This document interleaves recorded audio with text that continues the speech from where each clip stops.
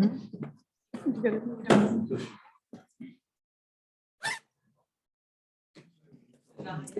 fun of you. They do say they're cute, so cute.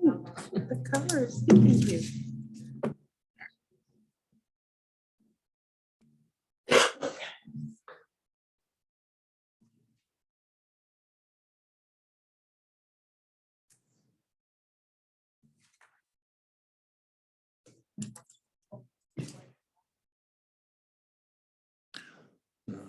It's coming.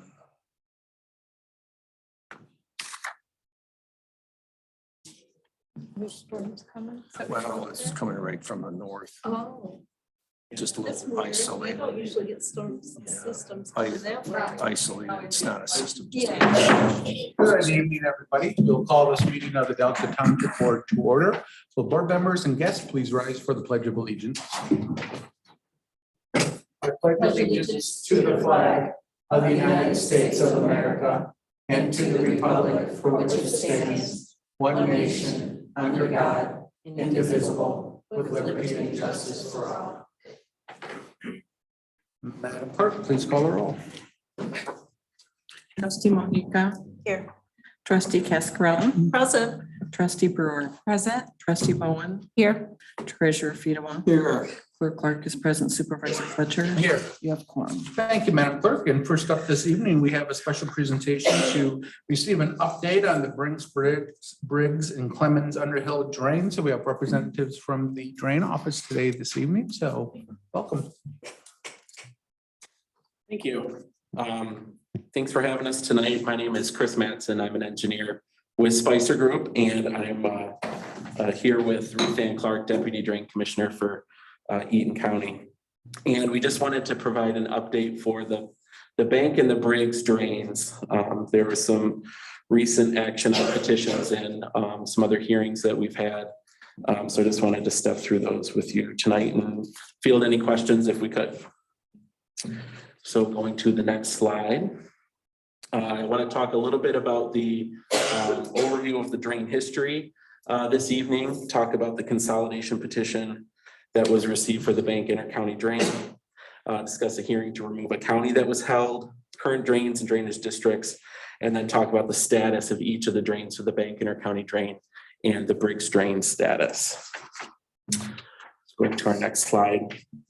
Looking back at the history of these two systems, the Briggs and the bank both have history as inter-county drains serving lands in both Ingham and Eaton counties, established the Briggs in the late 1800s and the bank in the early 1900s. There have been several improvement projects over the years, as you can see listed there in the history. And in the 70s, there was a large scale project that was initiated to combine the two systems into one.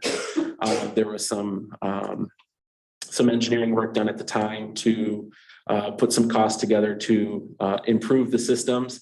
And that project was essentially abandoned and those petitions were terminated in 1988.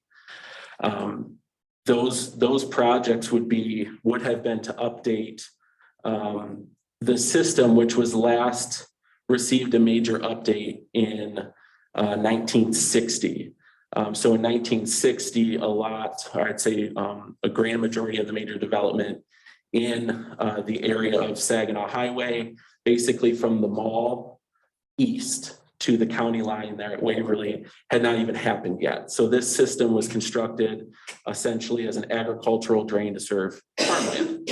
And that project in the 70s would have updated the most recent project, bringing it up to date to the needs of 1960. It would have brought it into something that it could handle the demands of pretty similar to what it looks like today is what they were dealing with in the 70s. So our next slide. So there was a petition received on the bank inter-county drain. This was received in November of 21. There were 56 property owners who signed this petition. This was a petition for both maintenance and improvement and consolidation. All of the signers of the petition were Eaton County property owners in Delta Township. And Eaton County verified the validity of all the signatures as part of the process of the petition process. And That petition was then acted on, and we'll jump here to our next slide, to consolidate the bank intercounty drain with a portion of the Briggs intercounty drain. So before that consolidation, just as a snapshot here of the way that the drains were laid out, the ultimate water course outlets into the Grand River at Waverly, where it crosses the Grand to the north there at the top of the image. That green system is the Briggs intercounty drain. The bank system was the bank intercounty drain, and that light blue area flowed into the green. So this large area outlined in black and light blue was served by these two systems, and these systems were developed or constructed in 1960 was the last major improvement. So before a lot of the major development, there may have only been a half a dozen subdivisions that were started with very few homes in them. So there wasn't as much development as there is today. So going then to the next slide. So on April 25th of this year, the Drainage Board voted to consolidate a portion of the Briggs intercounty drain with the bank intercounty drain. And the way that the consolidation worked is that the portion that serves intercounty lands was consolidated with the bank. So now this bank intercounty drain only services or is comprised of the drain, the infrastructure that serves both Eaton and Ingham counties. The remaining portion of the Briggs then was left to just serve lands in Eaton County and Delta Township. So moving then next to, there was a hearing to remove a county, and this was more recently in June. That remaining portion of this system that was left just to serve Eaton County lands, the Briggs drain, it was then voted by that intercounty board to remove Ingham County from that drainage district. So with that revision, and there were some updates to drainage district boundaries, the Briggs drain is now a county drain. And if we switch to the next slide, the way that the drains are laid out today, you can see along the eastern side here, the blue line work, and that infrastructure is now what is considered the bank intercounty drain. And the remainder of the system heading west is the Briggs drain. So that system of the Briggs drain heading west is only serving lands in Eaton County, is no longer an intercounty drain. And the portion in blue is serving all of the intercounty lands from Ingham County. Now the hearing, all the hearings that have taken place so far, the petition, hearing of practicability on the petition to determine if it's practicable to consolidate the drains and to remove the county have all been just administrative in nature. There hasn't been any sort of work up to that point. And going forward then onto our next slide here with the bank intercounty drain, with that petition, there was an initiation of a study, and that study is currently undergoing to determine alternatives and cost estimates for a project that would address flooding and drainage concerns in the drainage district on the bank intercounty drain. So the next step would be to have that preliminary design performed, get some costs developed, and then hold a hearing of necessity. So that hearing of necessity, all things on track going forward, would likely happen toward the end of this year. And that hearing will be noticed out to all the property owners in that large area, including the township. And I believe other stakeholders like the road commission, road department in Ingham County and the two counties. So that project, there was a petition served to the drain commissioner, to the drainage board. So that has started the process of having improvements looked at and having a scope and a cost put together for that. So that would be the bank intercounty drain. And then moving forward to the next slide here for the Briggs drain. There were a lot of concerns with infrastructure and portions of the system that are considered the Briggs drain. The initial petition was on the bank intercounty drain, but since that initial hearing of practicability and the hearing to remove a county, property owners have received a petition that would address a lot of the concerns that they have on the Briggs drain system and other drains that flow into the Briggs drain. So one of the things that we heard a lot going through the process of all these hearings is that there is work needed on some other systems as well. And then looking next to, I believe our final slide here is the tributaries of that Briggs drain system, where we have most of the concerns and most of the service requests coming from. We're talking mainly Iris, Theo, and Richard, but all the streets that are labeled here are different neighborhood streets that have county drains that all flow into the Briggs drain. So this system as a whole is undersized in general, and it flows into the blue line there on the map, which is the Bank Inter-County Drain, which is also largely undersized for the type of developed areas that flow into it. So there is to be some relief by improving the Bank Inter-County, because it is the outlet for the Briggs drain.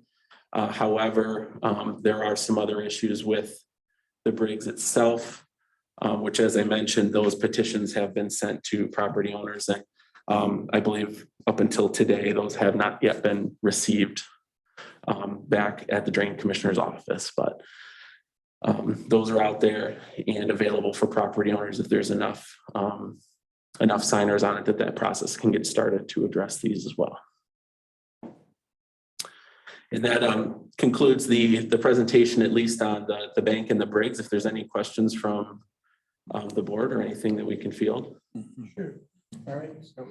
So the problems that we experienced, I don't know, 10 years ago or so, Rick might be able to help me.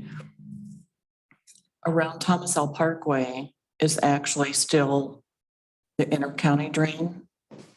Yes, there's actually the inter-county flows through both Thomas L. Parkway, east and west there. So if there is drainage issues in that vicinity, I know that there was a lot of concerns between Clark and Thomas L. Parkway, north of M43.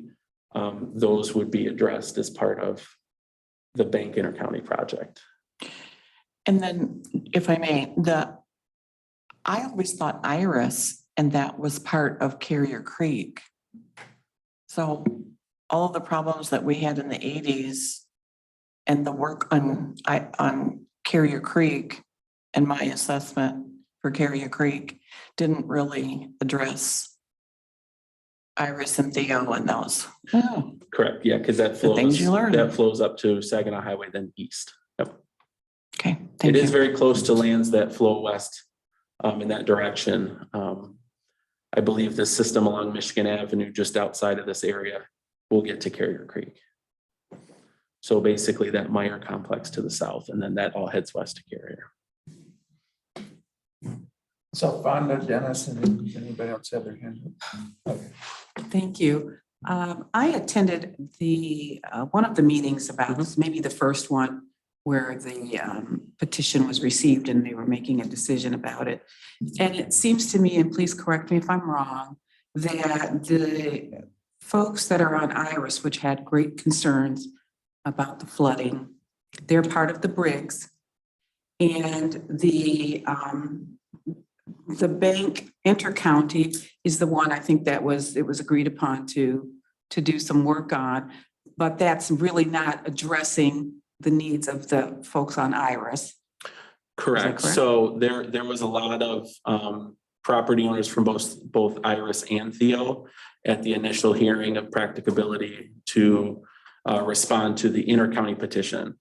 And we explained there that the Bank Inter-County, which is the blue line here, is the outlet for that whole entire area, all of those neighborhoods there along Saginaw, Michigan. And they would provide some relief, but any sort of construction or improvement to the drains in those neighborhoods wouldn't be able to happen under that petition. Right. So there was the petition generated to address these areas, everything that's shown here on this slide. And that was then made available at the next hearing.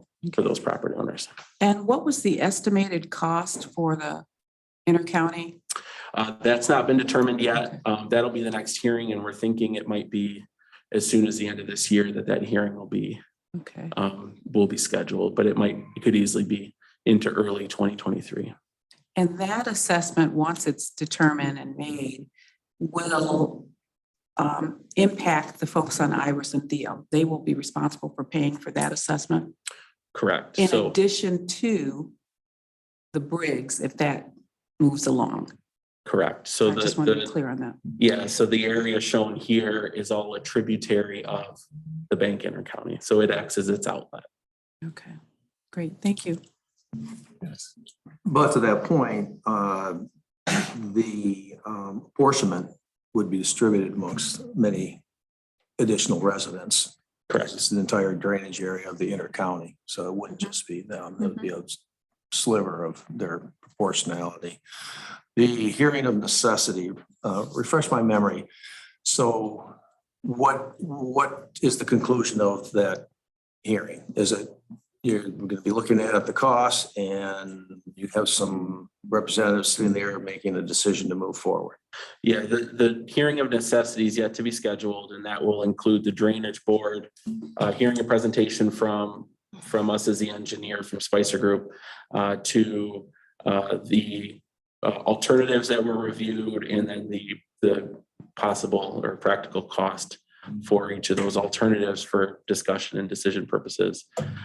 So the point of this initial study is to provide feasible alternatives and costs, so that drainage board at that hearing can deliberate over those options. And when do the residents get their estimated apportionment costs based on the decision of what the engineering costs are actually approved then by the sitting board? What the ultimate apportionments would be is similar to other drain projects toward the end of the process. What's unique about the intercounty drain process is that hearing of necessity happens before design. So the intensive design of whatever alternative the board decides on has not been performed at the time that they review a probable cost But from what I understand you presenting here is that the intercounty has to be dealt with because it's under capacity, and it wouldn't do much of any good if the Briggs was just upgraded because it's a bottleneck. correct. And it needs, and I remember those discussions when we talked about this before. So it's really sort of correcting an historical oversight in a way. It'll be an expensive one.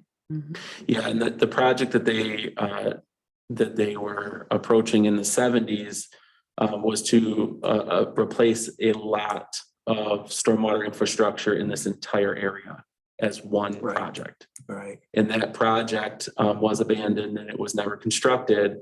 However, the scope of that project is much, much, much more than what is being reviewed now as part of the bank intercounty petition. The bank intercounty is just looking at the outlet per se of all of these areas. It's been said by the chair of the board that 70s project collapsed under its own weight. Mhm. All right, thank you. Other questions? Who determines who sits on the drain board? It's a statutory drainage board under Michigan Drain Code, and it is comprised of a representative Michigan Department of Agriculture and Rural Development. They have an intercounty drains program, and then the drain commissioner of each of the counties that are that comprise, the intercounty drain.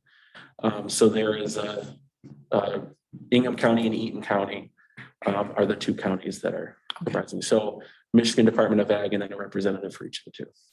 Thank you. So it's a 3-person board. Did you have anything else you wanted to do? Yes, so if there's no other questions on Bank and Briggs, I did just want to provide a brief update to the Clemens Underhill drain. And there are photos, before and after photos that have been provided in. in the packets to each of the council members tonight. And I just want to give a brief, just a synopsis here of that project. The Clemens Underhill drain outlets into the Grand River between, or just south of Mount Hope, and it runs between Old Lansing and Lansing roads, and that's actually the portion of the drain where the maintenance work was performed. There were service requests received from landowners, and inspections were performed in 2018 and 2019. And the drain commissioner solicited for maintenance quotes from county pre-qualified contractors to address the section of the drain from Lansing downstream to Old Lansing. Now, this section of the drain was a part of a larger, I believe it was a petition project, that portion of the drain was not constructed as part of that project for other reasons. And there was actually, there was still a need to perform maintenance on that section. And there was actually some funds available from that project's contingency that were still in the drain account. So after soliciting for quotes to do the maintenance, and essentially the maintenance was to clear and clean out the drain and the drain right of way and provide armoring for erosion protection in that section of the drain.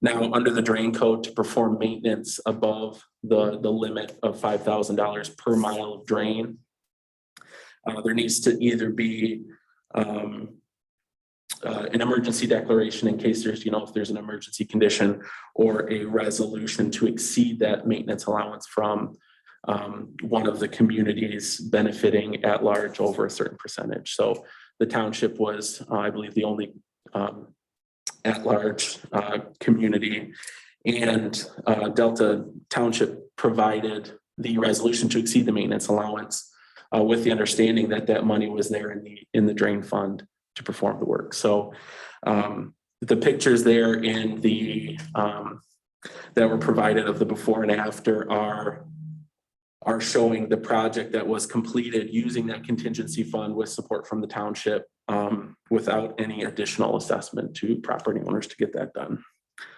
So the work was performed in the summer and fall of 2020 by Busker Development. They're out of Zeeland, Michigan. And as I mentioned, they cleared and cleaned out the drain and drain right away through that section. You can see toward the end of those photos, there's a nice looking corridor through there that's not all plugged up with trees and roots. And that work was performed between Lansing and Old Lansing there, just south of Mount Hope. So as, following the township support on that, it was just a point to come in and show some before and after photos of a otherwise successful maintenance project. So if there's any questions on that, I can field those, or if you have anything else for Ruth Ann. Does anybody have any questions or anything? That's great. We definitely appreciate the update on both of these projects moving forward. So it's good to have you guys here. Wonderful. And I'd be happy to, in the future, as this bank inter-county project progresses, to, keep the dialogue open with the township. Yeah, no, we definitely would like to continue to have updates as that project continues. Mm-hmm. Sounds good. Great. Thank you very much. Thank you.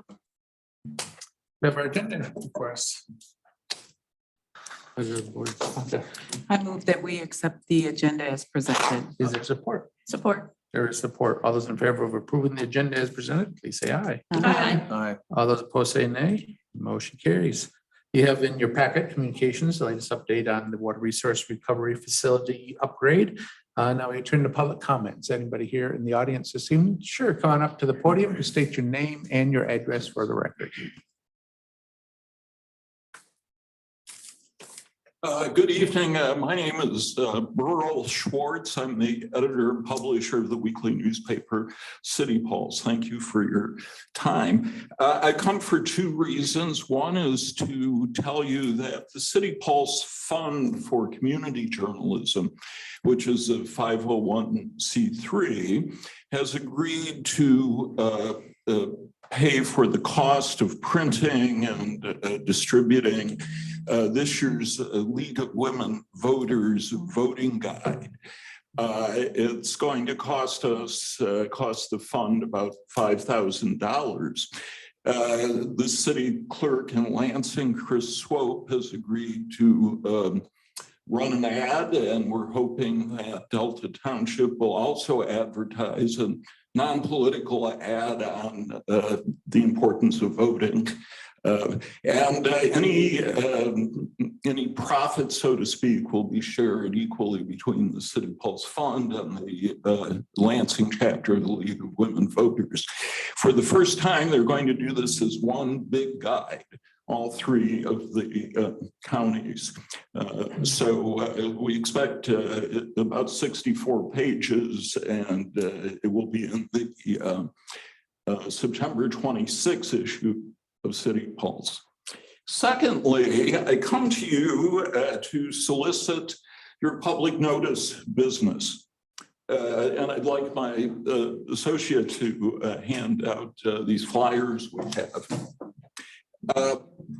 City Pulse now is bigger in circulation than the Lansing State Journal. Its weekday circulation is 11,000, and our circulation on Wednesday is 14,000. Your public notices don't appear in the Sunday paper, which is still bigger. It's in the low 20,000s. So to reach more readers, you'd be better off being in City Pulse. City Pulse distributes about 1,400 copies in Delta Township in 34 locations.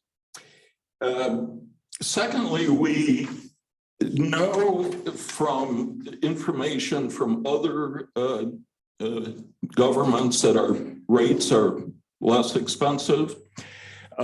We are offering Delta Township a rate of $10.99 a column inch. You can't quite compare, it's not quite apples to apples because our columns are 28% wider than the journals. So their rates may be, if the rate is comparable, you're getting more words in a column in City Pulse. But we're confident, and if somehow they are as low as we are, we'll match their price. We display your notices better. We're not putting them back there with the pet ads.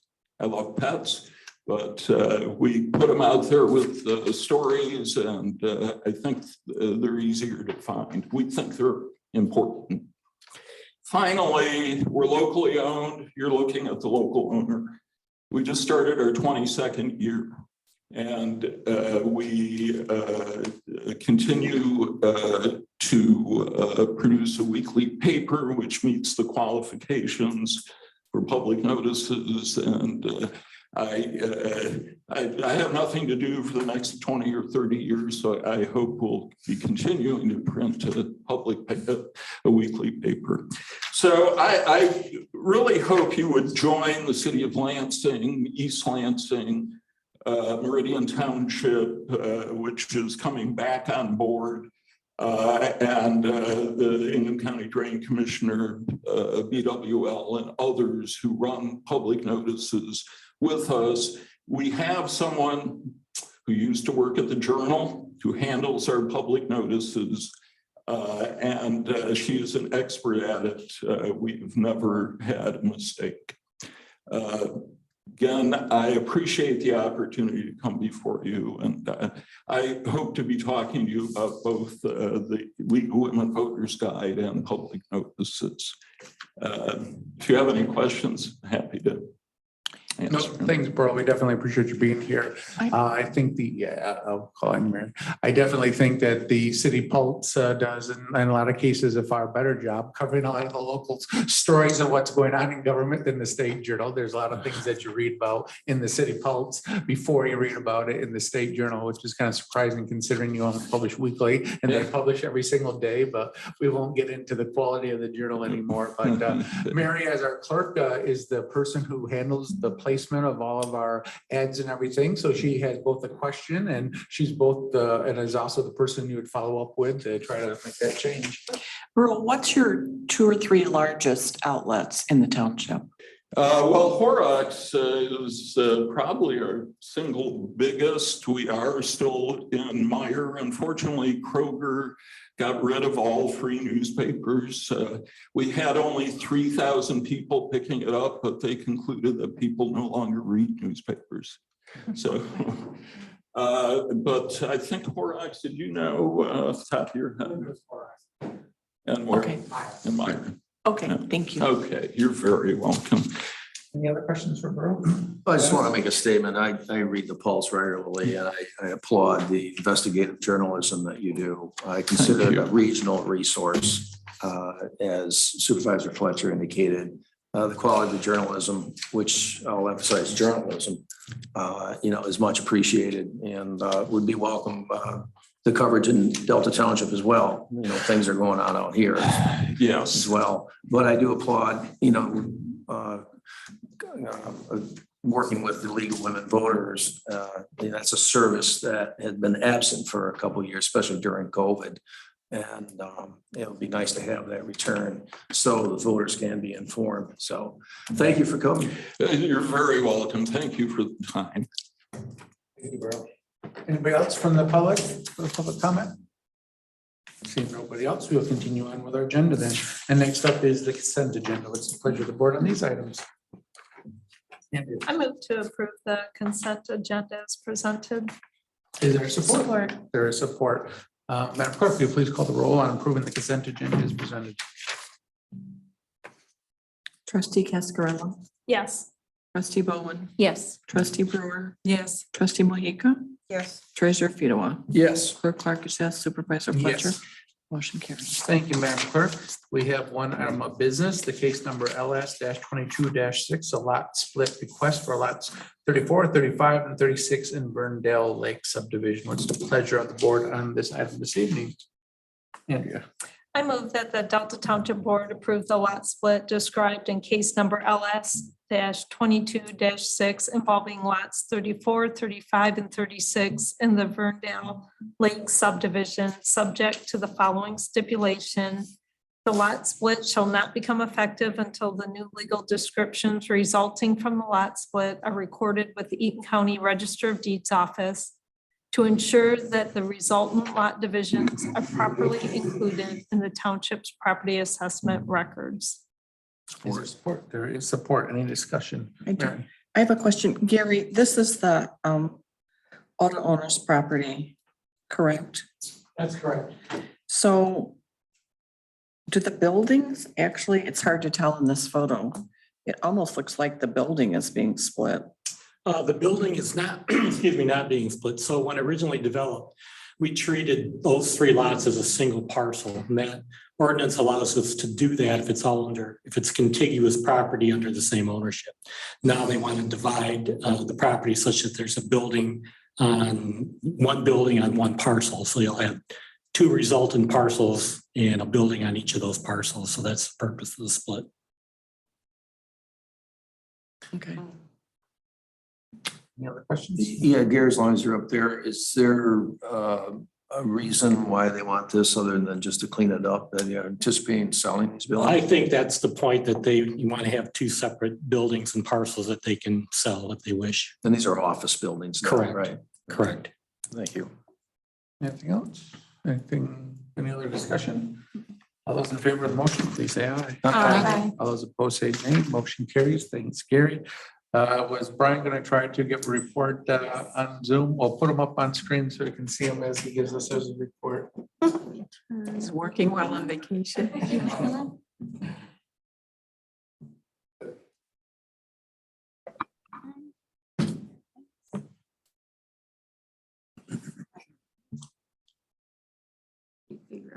The floor is yours, Brian.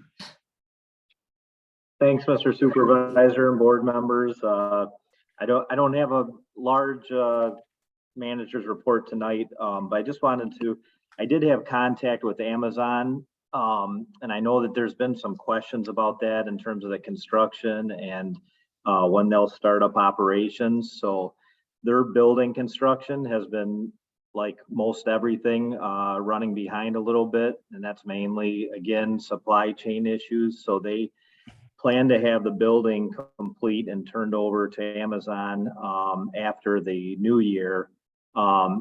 Amazon for their operations will likely lag behind another year, which is very similar to when the Meyer distribution facility was built. So they are also running behind. A lot of that is obtaining equipment for that building. So they're not planning on being fully operational into 2024. So it's not they were very ambitious at the beginning, but a lot of this is caused just by the general conditions. So I know that several of you have had questions about that. So I just wanted to follow up that I did have a long conversation with that. Other than that, we are working on talking points for all of you and staff regarding the millage requests and just some other information of what we are allowed to do and not allowed to do. We are working on articles and ready to put into the Delta Now that'll be printed and distributed in September.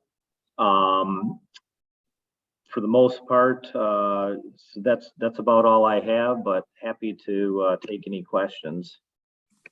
My question for Brian. Nope, I don't see any hands, Brian, so you're free to get back on vacation. Well, actually, I do, Sure. but it's towards the end when we're just for comments. So since he's here. Okay, I wasn't able to add anything to the agenda. But I had a concern that we do not have a franchise agreement with the Board of Water and Light. I know there's reluctance by probably most of the board members to add anything to the ballot. But my question is can we enter in some sort of memorandum of understanding with the Board of Water and Light, Brian? Can we explore that? Because I don't think it's really good business not to have any sort of binding document or legal document between the Board of Water and Light and Delta Township until such time as we get a bona fide franchise agreement. Well, didn't they strike down the fees, but they didn't strike down, we have a franchise agreement, we just can't collect the fees, that's what the objection. I thought our authority for it had completely expired. No, we renewed a new agreement for Did we? 30 years. Yep. And they struck down the franchise fee portion of it, but we can certainly get a legal opinion as to whether the rest of it stands or whether or not anything else needs to be renegotiated. But a new franchise agreement was put in place in 2018. So then my question is, as a result of our consent agreement, does that put that in question? Because we agreed that we'd go back before the people, and that would be just for the fee, or would it be for the agreement? I guess I would just want some clarity on that. Yeah, I could have our legal provide a legal opinion on that. It's my understanding that the rest of it is in, I guess, still stands, but we can certainly, and that's how we've been operating since our agreement, since our settlement. Well, I would feel comfortable if we had some sort of affirmation from our attorney on that. I think that would give us better legal standing than just making an assumption. So that's all I'm asking, is something along that line. Yeah, just have Gordy send us that. That would be good. Andrew, did you want to raise your issue since Brian? Sure. Thank you, Supervisor Fletcher. Board members, as you know, and Brian, as you know, I'm appointed to serve and represent the board on the ZBA. And we've had an issue come before us. This is the second time, but there was just a length of time in between there. So some of the circumstances were forgotten, but both situations, we had residents who were requesting accommodations, a variance to allow for a garage to be expanded or added on to because they had someone living in the home that required the use of a wheelchair and needed a vehicle that could transport them, so needed larger space to accommodate that. And I believe and was determined in those cases under the ADA, the Americans with Disabilities Act, they aren't required to, they don't need a variance to receive that accommodation, that reasonable accommodations must be made. But there needs to be a body, you know, a process with the township to go through.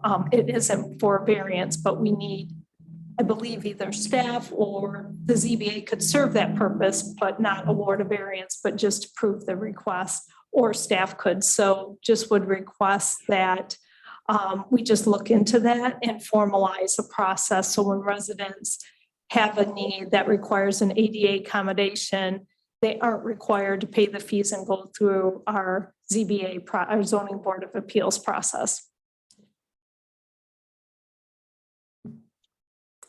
So I'm sure Yes. you can talk to staff and they can provide a little more clarity around that, but just would appreciate that. And then if there's any action by the board that we need to formally take or not, it may be something that could be handled administratively, but if there's anything we need to do formally to create that process for ADA accommodations, please let us know. Okay, thank you. Yeah, we will, we'll look into that, and I'll refresh myself on these last two cases. Thank you. Anybody have anything else for Brian or anything else? Okay, thanks, Brian. Enjoy the rest of your vacation. Anybody have anything else they want to raise, period? Seeing none. Any final public comment? Yes, come on up, ma'am. Come up to the podium, state your name and your address for the record.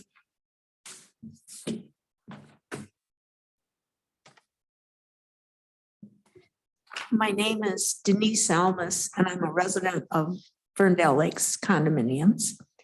And I'm a little confused, and I'd like to, from the gentleman, about the parcel split. I reside right on Cherbourg Drive, which is the street that, the main drag between Michigan and St. Joe.